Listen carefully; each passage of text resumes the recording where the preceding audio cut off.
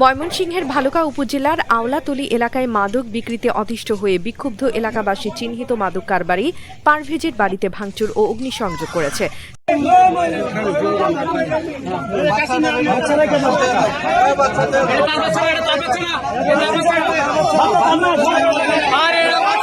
দীর্ঘদিন আমরাও আবু কালাম আজাদ থাকতো, উপজেলা চেয়ারম্যান থাকতো, আমরা এটা উদ্যোগ নিয়েছি।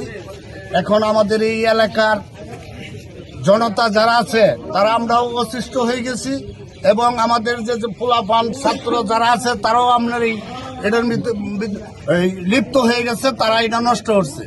এই কারণে আমরা আজকে এই মাদক সহকারে তাদের বাড়ি থেকে পাইছি, অনেক লোক আছে আরো পলায় গেছে। এখন আমরা এটার প্রতিবাদ করছি এবং আমাদের যে আইন শৃঙ্খলা আছে তারাও আমাদের সাথে সহযোগিতা করবে। আমাদের যে এমপি সাহেব আছে, এমপি সাহেবের কাছে আমরা এই অভিজ্ঞত আছে এবং আমরা ফোনের কথা কইছি। আমরা যারা আছি সবাই একমত এবং আমরা সবাই এই বলে আমার কথা শেষ করছি। আমরা বিচার চাই, বিচার চাই, সবাই বলেন বিচার চাই। স্থানীয়দের দাবি, পারভেজ ও তার পরিবার দীর্ঘদিন ধরে এলাকায় মাদক ব্যবসা চালিয়ে আসছিল। শুক্রবার সকালে মসজিদের মাইকে ঘোষণা দিয়ে গ্রামবাসী একত্রিত হয়ে তার বাড়িতে যায়। এ সময় পারভেজ ও তার মা পারভিনকে আটক করে মাদক সহ পুলিশের কাছে সোপর্দ করা হয়। পরিবারের অন্য সদস্যরা পালিয়ে যান।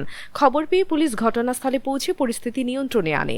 বর্তমানে এলাকায় অতিরিক্ত পুলিশ মোতায়েন রয়েছে। উল্লেখ্য, এর আগে সেনাবাহিনীর বিশেষ অভিযানে পারভেজ ও মামুন নামে 2 মাদক কারবারি গ্রেপ্তার হয়েছিলেন। স্থানীয়দের অভিযোগ, পরে তারা আবারও মাদক ব্যবসা শুরু করেন।